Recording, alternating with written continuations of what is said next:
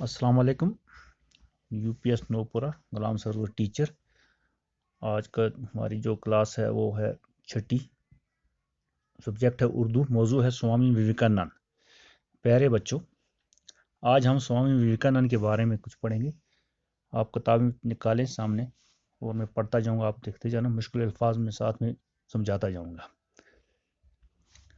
سوامی وویکانند 12 جنوری 1863 عیسوی کو کلکتہ میں پیدا ہوئے. ان کا اصلی نام نریندر دت تھا. بچپن ہی سے ان کا رجحان روحانیت اور خدا شناسی کی طرف تھا. رجحان ہوتا ہے توجہ، وہ اس کی توجہ جو تھی خدا شناسی کی طرف تھی. خدا شناسی کو خدا کی پہچاننا، جو ان کے والدین کی تربیت کا اثر تھا.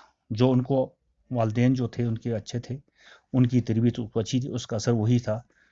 اس کے والد وشور ناتھ دت ایک کامیاب وکیل اور سماجی خدمات میں بڑھ چڑھ کر حصہ لینے والے بے لوث شخص تھے. گویا ان کے والد کیا تھے؟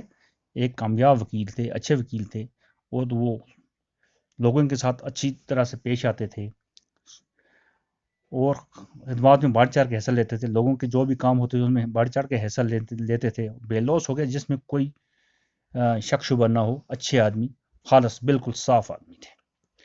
ان کی والدہ کا نام، گویا ان کی ماں کا نام بھوینشوری دیوی تھا، جو اپنے مذہب کی سچی پیرو اور پختہ سیرت و کردار کی خاتون تھی. گویا وہ اپنے مذہب پہ اچھی پابند تھی، پختہ تھی، اچھی طرح سے جانتی تھی، اچھی عورت تھی.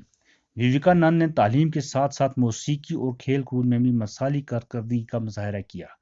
گویا وویکانند جو تھے وہ تعلیم اچھی طرح سے حاصل کی تھی، موسیقی بھی جانتے تھے، کھیل کود میں بھی زیادہ حصہ رکھتے تھے. ان کی ایک مثال تھی کھیل کود میں، اس کا مظاہرہ انہوں نے بہت سارے کیا تھا. کلکتہ یونیورسٹی سے گریجویشن کرنے کے ساتھ ہی انہوں نے مختلف موضوعات پر اپنے وسیع اور گہرے مطالعہ کی داغ بٹھا دی تھی. داغ بٹھا دینا ہوتا ہے شہرت پانا. گویا انہوں نے جو کلکتہ یونیورسٹی سے انہوں نے گریجویشن کی تھی، گویا بی اے کی ڈگری حاصل کی، گریجویشن پوری کی تھی. انہوں نے مختلف موضوعات پر اپنے وسیع اور گہرے مطالعہ، گویا وہ جو بھی مطالعہ کرتے تھے گہرے طریقے سے پڑھتے تھے، اچھی گہرائی میں جاتے تھے، پورا مطالعہ کرتے تھے. انہوں نے اچھا داغ بٹھا دیا تھا. گویا ان کو پورا اس پر شہرت تھی. انہیں مغربی فلسفہ و تاریخ خاص طور پر قابل ذکر ہے.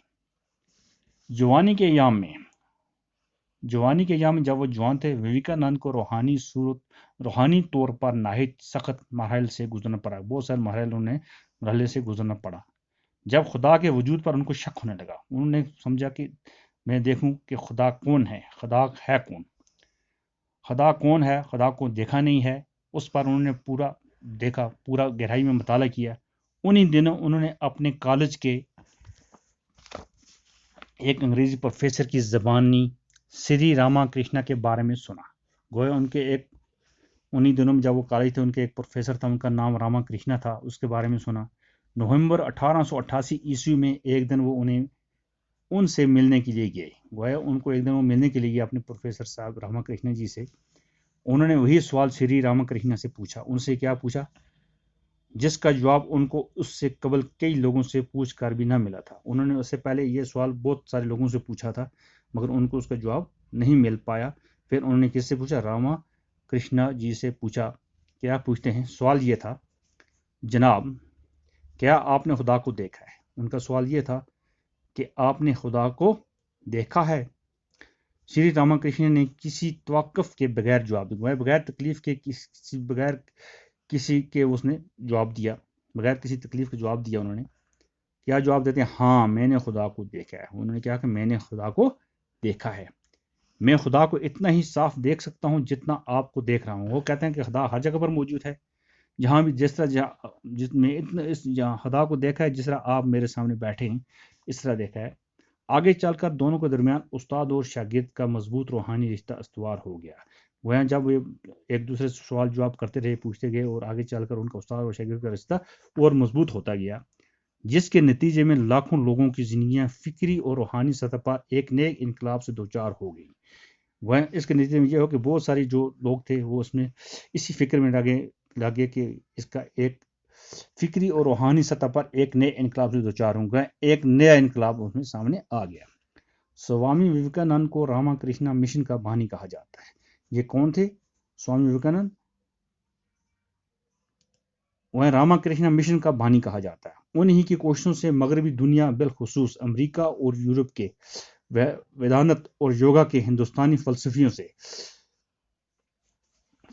سے شناسائی ہوئی، شناسائی کہتے ہیں واقفیت ہوئی۔ اتنا ہی نہیں، بین المذہب آگاہی کا بیڑا اٹھانے کا سہرا بھی انہی کے سر پر جاتا ہے۔ گویا بین المذہب مختلف مذہبوں سے گویا سہرا اٹھانے کا کامیاب انہی کا گویا بیڑا اٹھانے کا سہرا ہی انہی کے سر پر جاتا ہے، جس سے 19ویں صدی کے اختتام پر ہندوازم ایک عالمی مذہب کے طور پر ابھرنے میں کامیاب ہوا۔ وہ یہ تھا کہ 19ویں صدی کے اختتام پر آخر پر یہ ہوا کہ جو عالمی مذہب ہندوازم ایک عالمی مذہب کے طور پر ابھرنے میں کامیاب ہوا، ایک سامنے آ گیا۔ جدید ہندوستان میں آج کے ہندوستان میں ہندو مت کی احیاء نو کے لیے سوامی وویکانند کی کوششوں کو خاص اہمیت حاصل ہے۔ آج کل جو ہندو مت کے احیاء نو ہیں، جو اس میں سوامی وویکانند کی کوششوں کو خاص کر اہمیت حاصل ہوئی ہے۔ باقی وسلم اس کے بعد انشاءاللہ آگے ہم کل پڑھیں گے۔